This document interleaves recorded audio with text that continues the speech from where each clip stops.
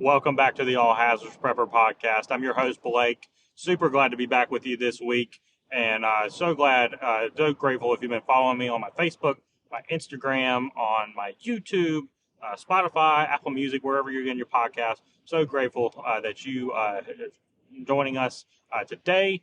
Today's episode is going to be around hurricanes. It is Hurricane Preparedness Week here in the United States. If you live in a coastal area, if you live in an area, on the beach or whether it's more inland, you should know about hurricanes and about tropical weather and basically what you need. So not going to go over here's what exactly you need. Here's, really repeat, a lot of probably whatever you already know. I really want to give you some ins and outs, some good tidbits, tips and tricks or whatever you want to call it.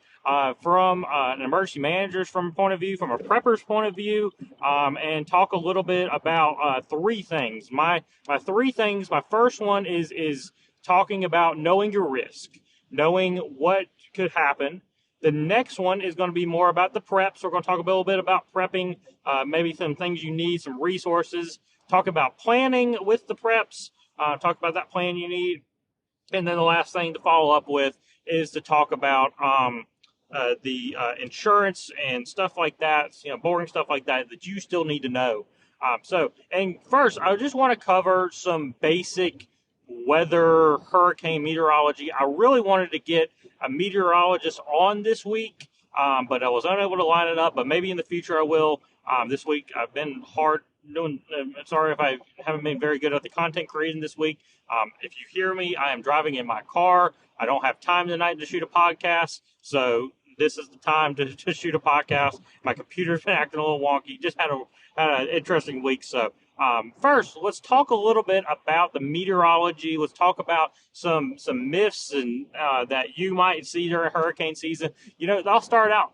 First things first is during hurricane season, a lot of people become meteorologists that are not meteorologists by any degree. I will admit I am not a meteorologist. I went to school. I did one meteorology class. It was interesting for me.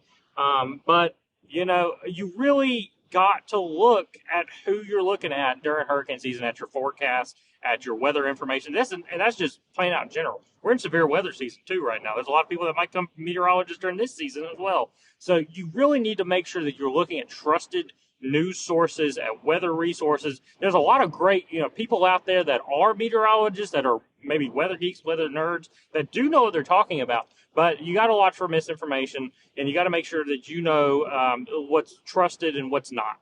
So the first, tidbit is I would look at is the National Hurricane Center. These are subject matter meteorologists that really, really know their stuff whenever it turns hurricane season. They know, about storm surge. They know about how, hurricanes shift and don't. They know everything, when it comes to them. So really looking at them, looking at the hurricane hunters. I always love watching the hurricane hunters go out on they follow them on Facebook and on Twitter.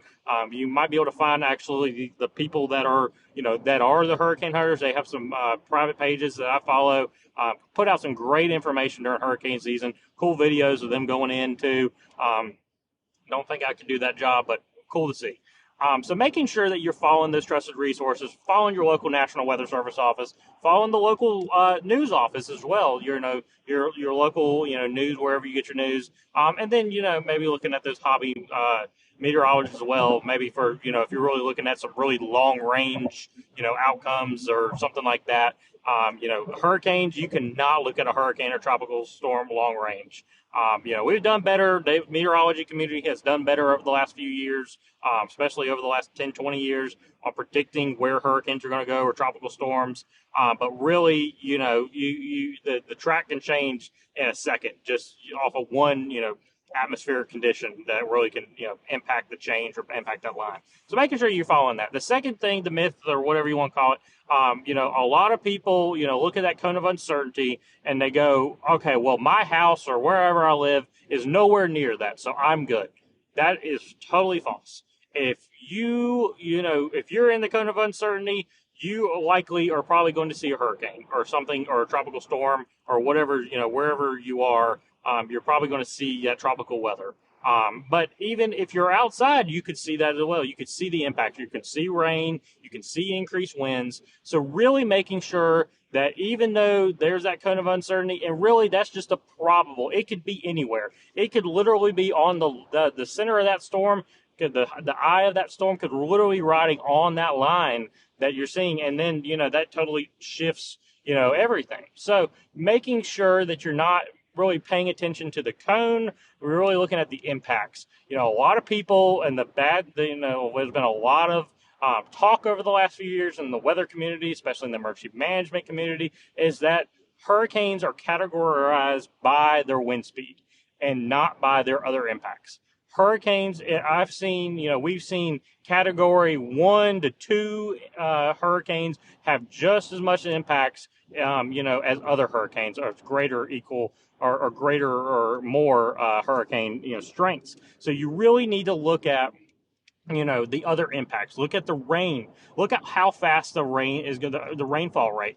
How fast is it going to flood? How fast, the storm surge, especially if you live in the beach or near a river or, another tributary, making sure that you look at those impacts as well. So making sure that, really understanding, what's happening and not just paying attention to that category or to that cone, that you're looking at the other impacts as well. Your local, making sure that you follow your local weather service office is critical. They put out some great information. A lot of them know your community. They know how a river's going to flood due to past hurricanes, past weather events. They really can hone in on some of those impacts, what they could see, what they're projecting. So making sure they put out some great products. Yeah, it doesn't look as fancy as like your local news station or a national news station or regional or wherever, but they put out some great products that look and have just as much information as what you're getting from your local news. So making sure you're checking them out as well is definitely critical. So going into that is the risk. Know your risk. If you live in the beach or, in 10, 15 miles or 20, 30 miles, away from the beach, that your impacts and hazards are going to be different than someone that might live, in a more inland area. North Carolina, for instance, we know that I live in the Piedmont of the Carolinas. I know that, what we could see, we're going to see, a little bit more, if it's just riding up the coast, we're going to see more rain, we're going to see wind, and knowing what rivers flood often, and thinking about, knowing your risk, knowing what's happened in the past. If you just moved to a new community, go, talk with your neighbors or your local insurance agent or something like that. Friends that live in the area, just looking at the news in the past and making sure that you understand, what has happened in the past, knowing what rivers might flood, and making sure that if you're in a flood zone. A lot of people have no clue that they're in a flood zone or not. It amazes me. They're like, I didn't know my house could flood. If you can see water from your house can likely flood. Not saying it could, like 100% chance, but there's a good chance it could flood, especially if it's a river, or especially the beach or the sound or something. It could flood. So making sure that you know your risk. I'll talk about insurance in the next part or the last part, but making sure that if you're going to flood. And making sure that you have those in there. So knowing your risk is definitely important. The third thing I'll hit on is the resources and the plans. The resources, we've talked about them before. It's the basic stuff, the water, the food, at least for 3 days. I would increase it a little bit more if you're prepping for hurricanes, especially if you live in an area that is going to be affected, that hurricanes in the past have thrown off the power for a week or more. Making sure that you have enough, water and food, at least for 2 weeks. Making sure if you have a home, that you have a generator, or some alternative way to get power. Making sure, you can't really keep gas on hand all the time, unless you have, tractors or something like that, or, lawnmowers and stuff. Gas can last for a little while, especially if stored in a good place, but making sure that you have those preps in place, as well. I'm not going to talk too much about that. What you kind of need. Maybe some tips and tricks for hurricanes, things that you might not think about. But if you live in in an area that floods, making sure you have some sandbags or there's some great things at Walmart. I know you can get them on Amazon too. They're like a flood barrier that kind of inflates whenever water hits it. I used it before actually in an apartment I had that was known for flooding. I was on the first story, so I actually put that down, and it actually kind of worked. And it was able to hold back. It didn't flood, but it was able to increase, and I could see kind of what it was going to do. So making sure that you have those, especially if you live in a coastal area. Other things are making sure that you have that emergency radio, have some alternative ways to get information. Making sure you have some entertainment. If you have kids and they, rely on their entertainment from the TV or the iPad or the video games or whatever, that might not be available during an emergency or during a hurricane. So making sure that you have some, board games, card games, something like that, something fun to play with that's, doesn't require electricity or internet or whatever. So making sure that you have some alternative ways to, entertain yourself as well. The plans. The planning is key. There are so many people. Okay, hurricane's coming, Cat 1. What am I going to do now? And they do this during the hurricane. Same thing with the prep, the prepping stuff, getting the resources. They try to do it right as the hurricane's about to come, and it's too late. Then the stores are flooded. Your mind's not on. It's about other things, and you don't want to. You don't have that plan in place. So talk with your family. Talk with those that depend on you. If you have a mom or a grandma or grandpa down the road, or some family or friends even that are elderly or might depend on you during a hurricane or really during any disaster. Making sure you're including them in your prepping as well, and your planning as well. So making sure that you have enough resources to handle them as well. Maybe they can financially help support that if they're not able to do it. Find some alternative ways. But really making sure that you have a plan based on what your impacts and your hazards. So if you live in the beach and during the Cat 4, Cat 5, maybe even during the Cat 3 that you're going to evacuate, having that plan in place and knowing how you're going to get out of there. What are you going to take? You're going to take your preps, but making sure that you have your medicines, making sure I would take pillows, blankets, sleeping bags, air beds. Sorry, I had a little brain fart there.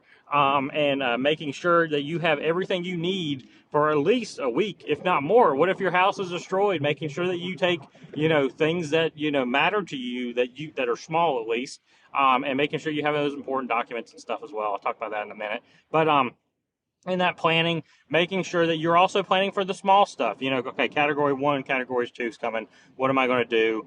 Really, during any storm, having a checklist. Okay, this is what I need to do. This is what I need to prepare outside. This is what I need to secure. If I'm going to board up my house, making sure you have that stuff on hand beforehand, because during the storm, the Lowe's or Home Depot or wherever you get your hardwood from, your hardware store might not have that stuff because it's overran.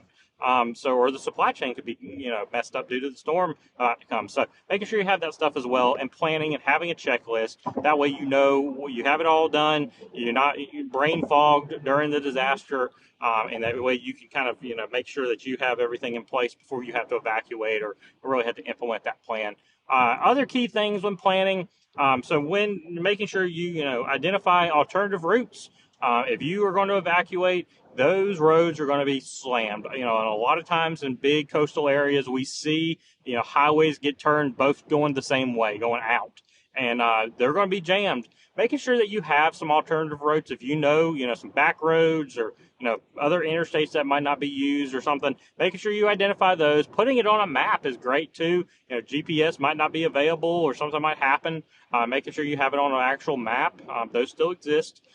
So making sure you have that planned, and making sure I take everything, all the cars you have and everything. You just never know, but you just you got to plan for that as well. And then the next thing is where you're going to go. Emergency management, Red Cross, the state, wherever you live, often set up mass care shelters. They're great if you can't afford a hotel, or if you can't afford or have the resources or the means to go to a family or friends more inland, or not being affected by the hurricane as much, or the tropical storm. So making sure, if you're going to go to a shelter, Make sure you know your local community shelter sites. They're usually on your county, your municipality's emergency management site. So making sure you identify those. And then if you are going, to a family or to a friend, or maybe identify a hotel farther out, but making sure you have multiple because they could be booked during those times. But I would recommend a family or a friend. Even if they're going to be affected by that hurricane or that tropical storm, still it's better than nothing. Especially if you live in an area that the impacts are greater, the hazards are greater. So making sure that you go to there and have them in the plan. Make sure that they have some resources on hand that they can take care of themselves while you take care of yourself and your family, and make sure you kind of plan out where you're going to sleep, the food, the water, everything that you might need to plan out, and have that in your plan, in a written plan, and kind of go over with your family and your friends or wherever you're going to stay. If you have kids, small kids might not be able to understand it, but if you got a kid in middle school or high school, making sure you're assigning them some tasks as well in your plan, making sure they know the plan, knowing what they need to have. And all of that. The good thing is with hurricanes, it's not like a quick, sudden notice. It usually have, at least 2 to 3 days whenever you kind of know, that kind of the better line of where it's going to go. It's not going to be exact, but, you kind of have a better idea. 2 to 3 days out, you really have a better idea. National Weather Service, National Hurricane Center has a better idea where that storm's going. And then the last thing is the insurance, and all of that. A lot of people, I talked about it earlier, don't know that they're in a flood zone.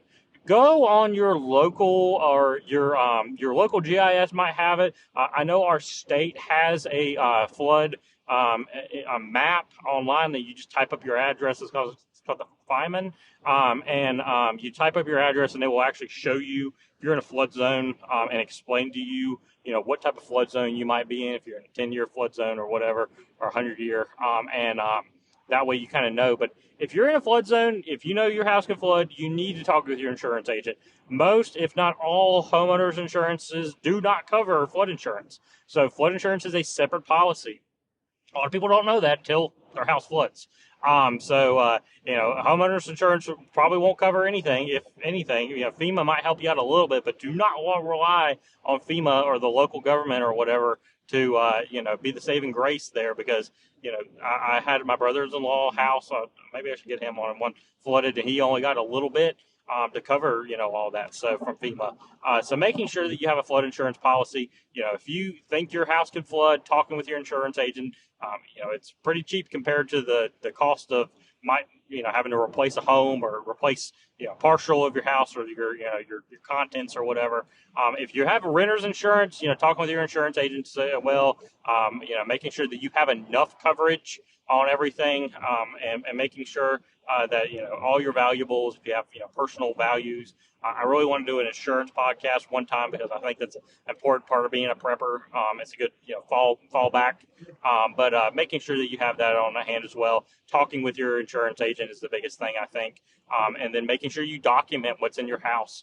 Making sure that you document. I took a video, actually. I just walked around my whole house, saved it to my hard drive and to my cloud drive, and it's just a video of me opening up all the closets and everything. It's all the contents and showing everything that's in the house, so that way I can at least prove that what the monetary value is of that. So those are kind of the big three things, along with the meteorology of hurricanes. I will be doing, as soon as when we get more into the hurricane season, I definitely would like to get, the meteorologist on, maybe some other emergency managers, to talk a little bit more about hurricanes. There's a disaster we're seeing, more of, and also we're seeing impacts, and the impacts a lot more of, especially as these towns and areas, cities are on, coastal regions.